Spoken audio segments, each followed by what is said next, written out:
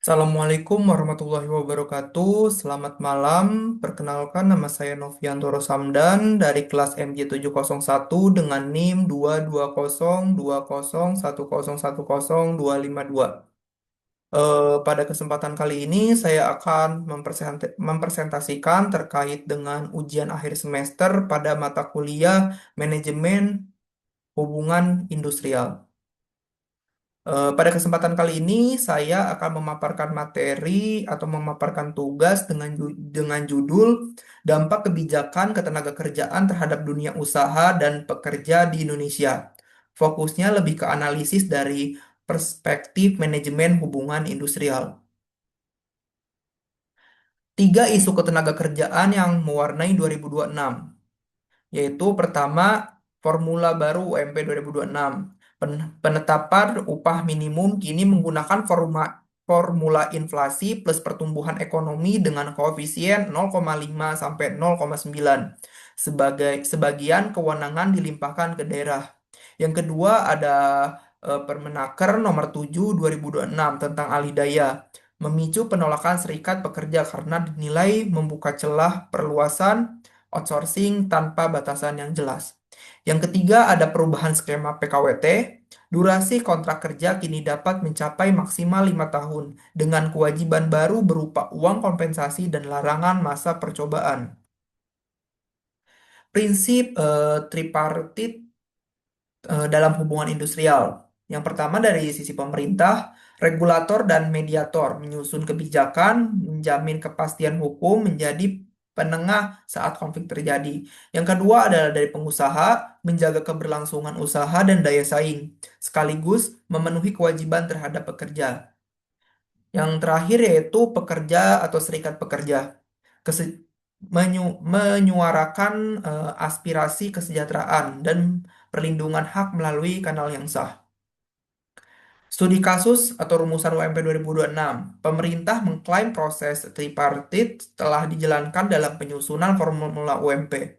Namun serikat pekerja menilai partisipasi tersebut belum substantif. Ini menunjukkan gap antara tripartisme normatif atau di atas kertas dan tripartisme substantif dalam praktiknya. Negosiasi kolektif dan hukum ketenagakerjaan. Negosiasi kolektif. Yang pertama ada mekanisme perundingan syarat kerja antara serikat pekerja dan pengusaha. Tuangkan dalam perjanjian kerja bersama atau PKB. Yang kedua berfungsi sebagai jalur formal penyelesaian perbedaan kepentingan sebelum berkembang menjadi konflik terbuka. Yang terakhir adalah ketika kanal ini dianggap tidak efektif, pekerja cenderung beralih ke aksi jalanan sebagai bentuk aspirasi alternatif. Yang kedua itu ada negosiasi kolektif. Yang pertama PP nomor 35 2021 tentang PKWT, ahli daya, waktu kerja, dan PHK. Terus yang kedua ada PP nomor 36 tahun 2021 pengupahan dan pembaruannya. Yang ketiga ada PP nomor 6 tahun 2025 tentang pembaruan manfaat jaminan kehilangan pekerjaan atau JKP. Yang terakhir adalah putusan MK terbaru eh, mengamanatkan pemisahan klaster ketenagakerjaan dari UU Cipta Kerja. Dampak terhadap dunia usaha. Ada dua sisi, yang pertama dari sisi positif dan yang kedua dari sisi risiko. Yang pertama sisi positif. Kepastian hukum melalui regulasi turunan, PP Permenaker, membantu perusahaan merencanakan anggaran tenaga kerja jangka menengah. Fleksibilitas durasi PKWT hingga 5 tahun memberi ruang lebih besar dalam mengelola kebutuhan tenaga kerja, proyek atau musiman. Untuk dari sisi resikonya itu yang pertama, kegagalan menerapkan regulasi secara konsisten berisiko sanksi, termasuk denda hingga 400 juta rupiah jika UMP tidak diterapkan sesuai aturan. Yang kedua ada ketidakjelasan definisi dalam regulasi baru, misalnya layanan penunjang operasional, berpotensi menimbulkan konflik di tingkat perusahaan. Yang ketiga adalah kenaikan UMP tanpa diimbangi produktivitas menekan biaya operasional, khususnya di sektor padat karya. Yang kedua ada dampak terhadap pekerja. Dari sisi positif, pekerja PKWT kini berhak atas uang kompensasi setelah masa kerja minimal 1 bulan saat kontrak berakhir. Masa percobaan dilarang dalam kontrak PKWT, melindungi pekerja kontrak dari praktik yang merugikan.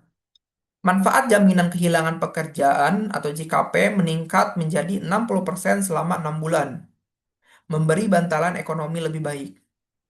Dari sisi resikonya, Formula UMP 2026 dinilai Serikat Pekerja belum mencerminkan kebutuhan hidup layak KHL secara utuh.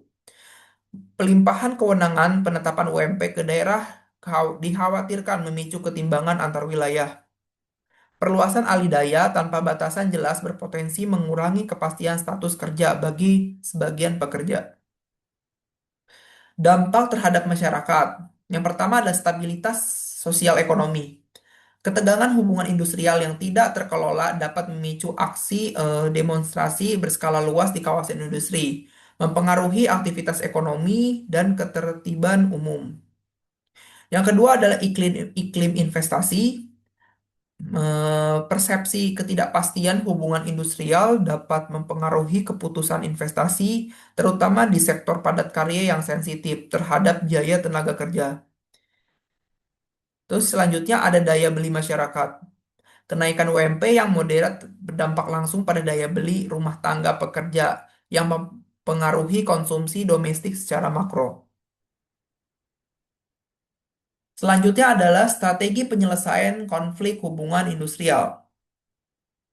Yang pertama, penguatan dialog sosial tripartit.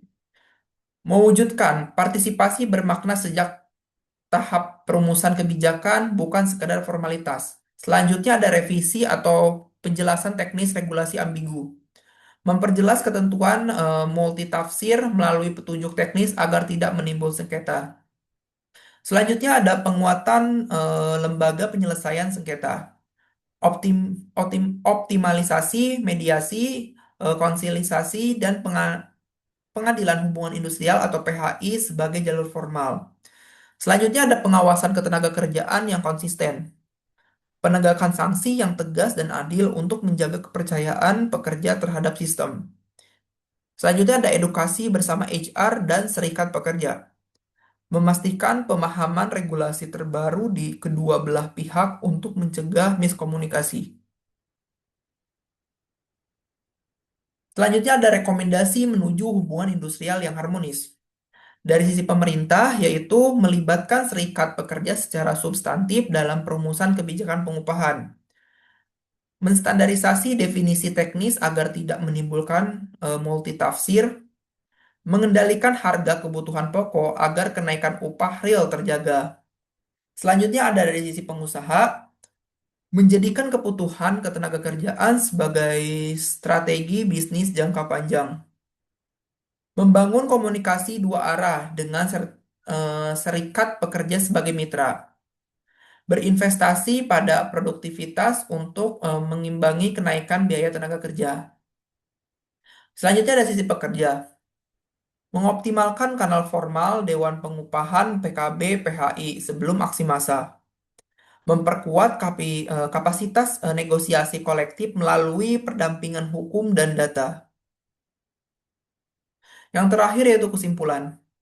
Dinamika kebijakan ketenagakerjaan Indonesia tahun 2026 dari formula UMP baru, aturan alih daya, hingga skema PKWT menegaskan bahwa hubungan industrial yang harmonis tidak lahir secara otomatis dari regulasi, melainkan dari komitmen ketiga pihak, pemerintah, pengusaha, pekerja, untuk menjalankan prinsip tripartit dan negosiasi kolektif secara substantif, bukan hanya prosedural.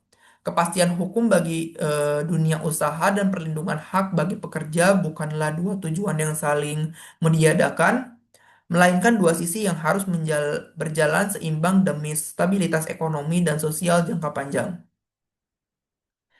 Ini adalah di 5 daftar pustaka yang saya gunakan dalam pengerjaan tugas kali ini. Sekian, terima kasih.